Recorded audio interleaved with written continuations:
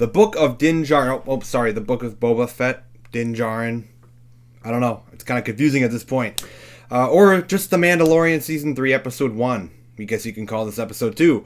But really though, The Book of Boba Fett, Chapter 5, is the best episode so far of this show. And the thing about this episode is, the best episode of The Book of Boba Fett doesn't have Boba Fett in it. I'm kind of mixed feelings on this because the episode was actually incredible. It was actually an amazing episode with just so much incredible stuff.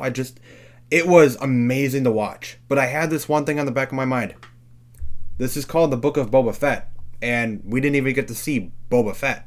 It was a pretty much completely different story, but it was really good. So Chapter 5 of The Book of Boba Fett, Return of the Mandalorian.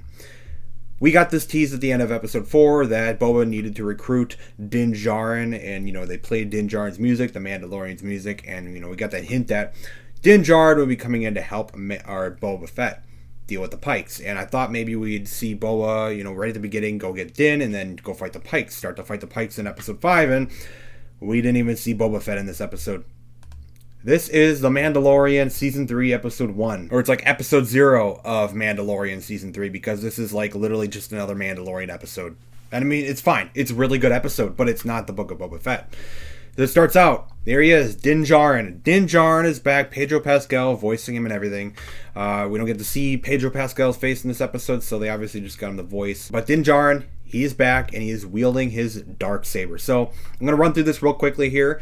He's basically doing bounty jobs again. He's on this really cool ring planet thing that he's doing bounty jobs on. And we actually get to see Din Djarin do a bunch of stuff I want to see Boba Fett do. So I actually mentioned this before we even saw Din in this show, that Din Djarin is the character that I want Boba Fett to be. And this episode proved that once again, that Din Djarin with his Darksaber, I was very shocked at the scene we got at the beginning with Din Djarin and the Darksaber compared to what we've been getting with Boba Fett. Din Djarin with the Darksaber is brutal. It is extremely brutal. And I love it. I love this scene. You'd see him stabbing the Darksaber through these thugs. You get to see Din Djarin just completely smashing through tables, slicing everybody up with this Darksaber. And then you get to see right at the end, it's fully shown on screen. It's not hidden in any way like Disney likes to do.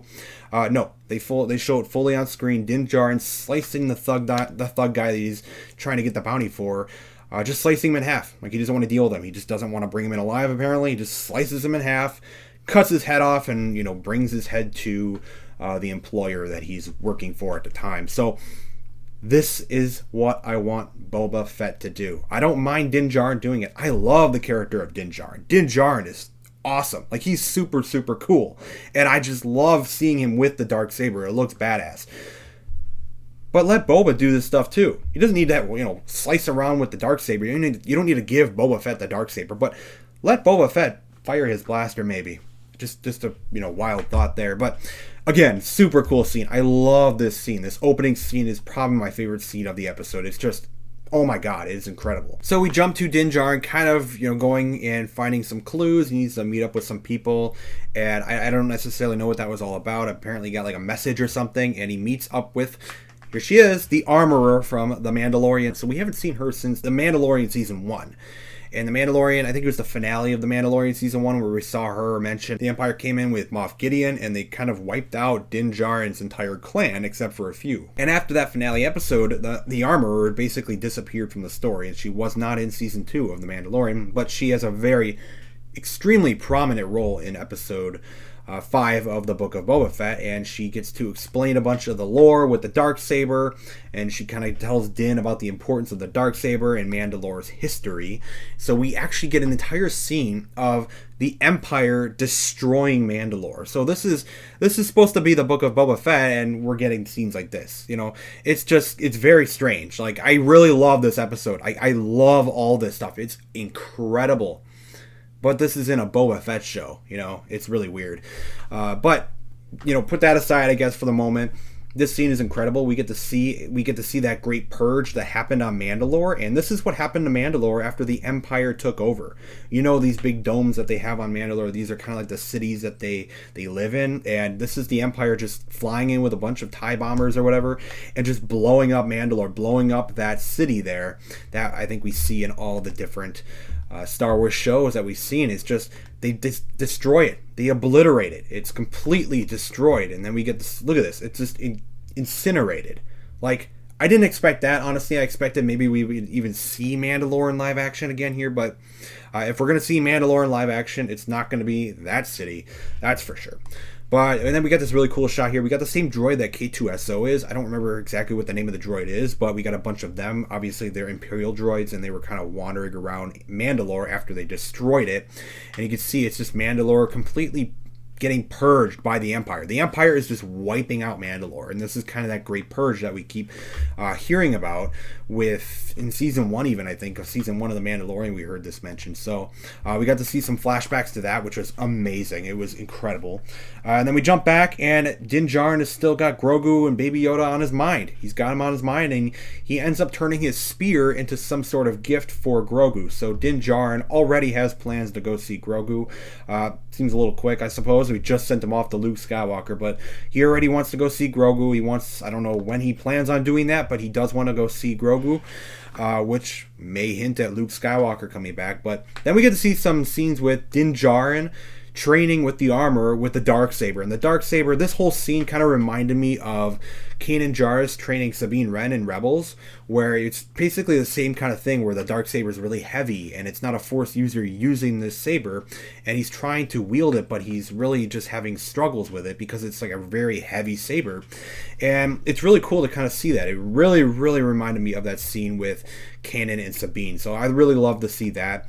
And then Paz Vizsla is back. So it's Paz Vizsla, the armor, and Mando, or Din Djarin, in this, remaining group here, I suppose, with his clan. I don't know if there's really any others around. It's just them left. And you get to see Paz Vizsla. He really wants that Darksaber. Vizsla, he wants the Darksaber because it's kind of part of his lineage. Obviously, pre-Vizsla had the Darksaber, so he wants to win the Darksaber for himself. So he challenges Din Djarin, and Din Djarin, he fights Paz Vizsla for the Darksaber. Mando gets beat up for quite a little bit there, but in the end, he ends up winning with his own skills, not with the Darksaber. He actually got it knocked out. And then at the end of the battle, the armor walks up and says, "All right, we're gonna say our code. Have you taken off your helmet?" And Paz Vizsla mentions, "Nope, I have not taken off my helmet. This is the way." And then she asks Din Djarin, "Have you taken off your helmet to anyone?" And he can't answer. He doesn't answer. He kind of hesitates, because we know in The Mandalorian season 2, he took off his helmet multiple times in front of a bunch of people, including Grogu there at the end of season 2. So after he says that he has taken his helmet off, the armorer sends him off. Like, she says, "You're not a Mandalorian anymore."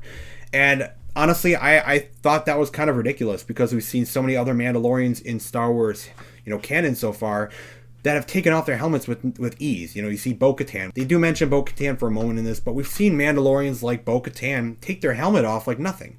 Like, I don't necessarily understand their whole ideology here. It's still very strange, but she says he's not a Mandalorian anymore, which obviously I just genuinely do not believe is true. He's still a Mandalorian. She just doesn't see him as one, because they very strictly follow that code. So he has to go prove himself or something again. I don't know if he's going to go do that. He hitches a ride on basically just this ship that's kind of like a bus. It's like a bus ride. He's just taking tickets and bus rides to planets and different planets and stuff. And he's taking a trip to Tatooine because he needs to go find a ship. And he got a message from a very familiar face to get a new ship. So he's very, very active to get a new ship because the Razer Crest was destroyed. And here we are. Back to Tatooine. Finally, we're back on Tatooine. I don't know if you could say finally. We've seen a lot of Tatooine lately, but here we go again. I can't remember her name right now, but she's been in The Mandalorian multiple times now, and it's the lady with her droids that fixes the ships and whatever on Tatooine, and she's got a ship for Mando, and that was the message he went to Tatooine for. So he went there because she had a ship for him, and here it is. It's a Naboo starfighter, and I think there were rumors about this out a little bit before this episode came out, but there it is. It's a very old, rickety Naboo starfighter, it doesn't really work and she hadn't finished it yet. He got there early and they fix it up, and it's a very long sequence, but essentially they fix it up. Mando kind of makes it his own, and this looks awesome. Like, look at this starship. I mean, wow. I cannot wait to see what kind of products and merchandise they make for this, because this looks incredible. I really love the look of this. I love the silver look for it and just kind of the modifications to the ship in general. It really feels like it fits Din Djarin and his character. It kind of reminds me the style of the Razer Crest. Even though the Razer Crest was a very different ship, it still fits that style, which I really like. So he's got a sweet new ship. It's not really just like a ship anymore. It's more like a starship, and it's very cool. It's super, super cool, and it's very, very fast too. We got to see him fly it around a little bit. We even got to see him fly through the path that we saw in Episode 1, Phantom Menace, where Anakin Skywalker was in the pod race. So we got to see him do that exact trip there. Then he kind of flies up into space above the planet of Tatooine, gets into a little bit of trouble with the New Republic because he's flying a little too quick, and obviously that creates an issue because Din Djarin's like, oh god, now I gotta show my codes or whatever, and I don't have any. He pretty much gets let off the hook because this guy right here is a very familiar face. We saw this pilot in The Mandalorian a few times, and he's kind of become familiar with Din Djarin and how he's been fighting off Imperial remnants and everything, and he kind of lets him loose, even though Din Djarin kind of speeds off in the end there. He doesn't really chase after him, he just kind of lets him go because he recognized his voice. So Din Djarin has some buddies, I guess, in the New Republic, in a way. I don't know.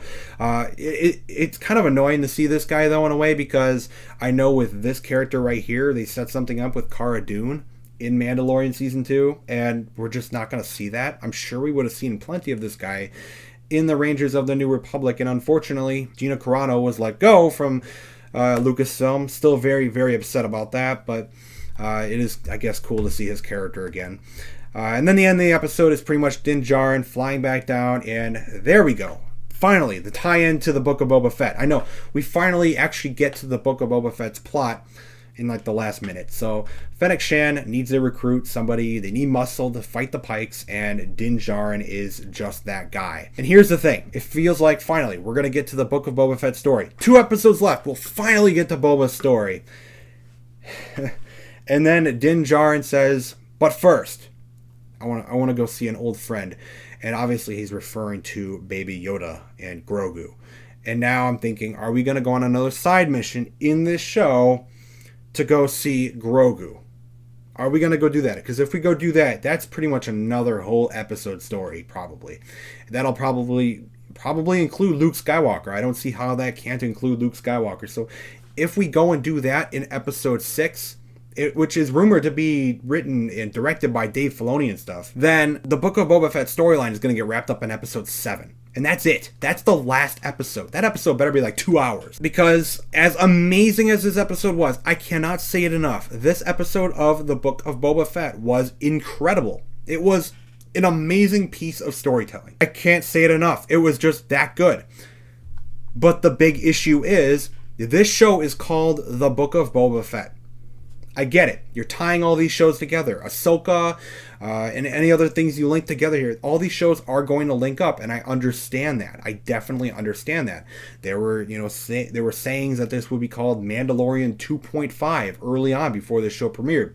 And it definitely is now. But Boba Fett not even being in this episode really, really just feels strange. Like, you have the entire show called The Book of Boba Fett.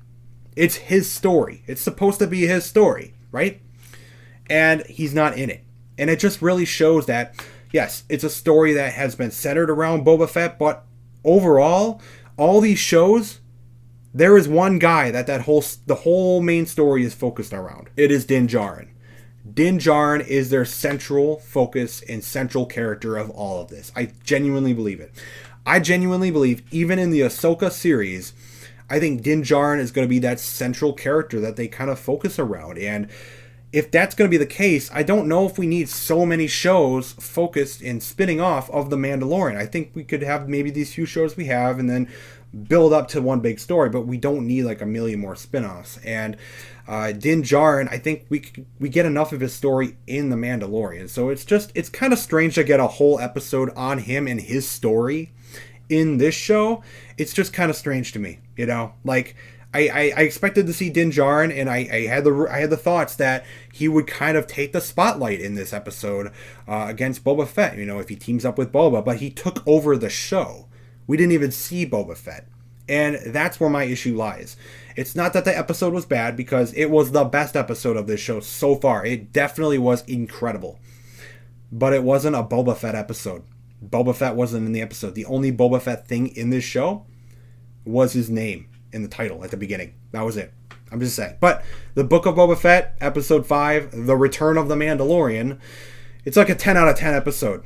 It is incredible. It is a beautiful, beautiful done episode. The storytelling and just how much we got in it for Din Djarin is wonderful. But it's not a great Boba story, and hopefully we pick up with that real soon. But what they hinted at the end of the episode, I don't know if they will.